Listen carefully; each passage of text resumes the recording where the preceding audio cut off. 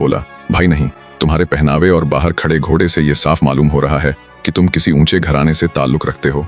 मैंने अभी कुछ क्षण पहले ही तुम्हें बताया था कि मैं ऊंचे खानदान के अनुरूप दान दहेज देने में असमर्थ हूँ, और दूसरा कारण ये है कि मैं आपको जानता भी नहीं हूँ।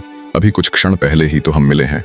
लड़की के पिता की बात सुन रईस बंजारा बोला, हे श्रीमान, जब मैं आपसे झोली फैलाकर आपकी लड़की मांग रहा हूँ तो ऐसे में दान दहेज का तो सवाल ही पैदा नहीं होता। रही बात मेरे बारे में जानने की, तो फला फला मेरा गांव है, आप कभी भी मेरे गांव आकर मेरे बारे में जो भी चाहे मालूम कर सकते हैं। रईस बंजारे की बात सुन लड़की का पिता सोच में पड़ जाता है।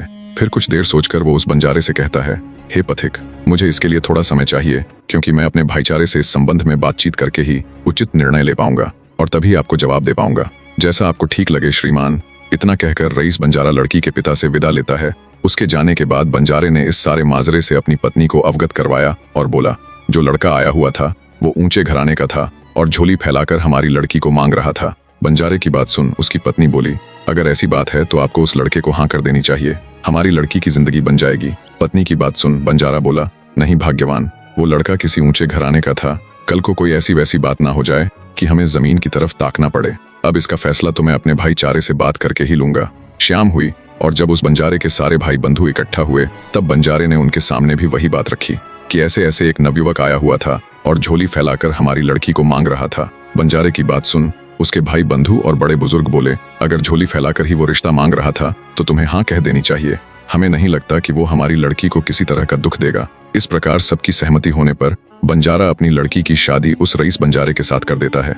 शादी के बाद जब बंजारा अपनी नवविवाहिता पत्नी को लेकर चला तो चलते चलते शाम का समय हो गया।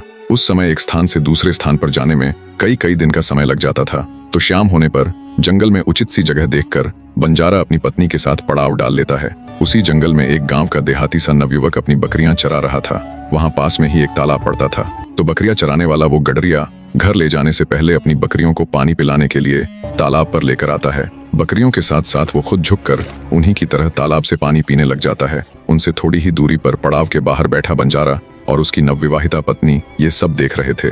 गडरिये को बकरियों की तरह पानी पीता देख बंजारा अपनी पत्नी से कहता है, ये देखो इस हरामखोर को, ये बकरी की औलाद है। बंजारे की बात पर बंजारन बोली, नहीं स्वामी, औलाद तो इंसान की ही है। बंजारे ने फिर से वही शब्द दोहराए, नहीं, ये हरामखोर तो बकरी की ही औलाद है। बंजारन बोली, नहीं स्वामी, औलाद तो इंसान की ही है, बस संगत का फर्क है। इस प्रकार बंजारा 3 बार उसे बकरी की औलाद बताता है और बंजारन भी 3 बार उसे इंसान की औलाद बताती है। इससे आगे का पार्ट देखने के लिए चैनल को सब्सक्राइब करें और कमेंट में नेक्स्ट पार्ट लिखें।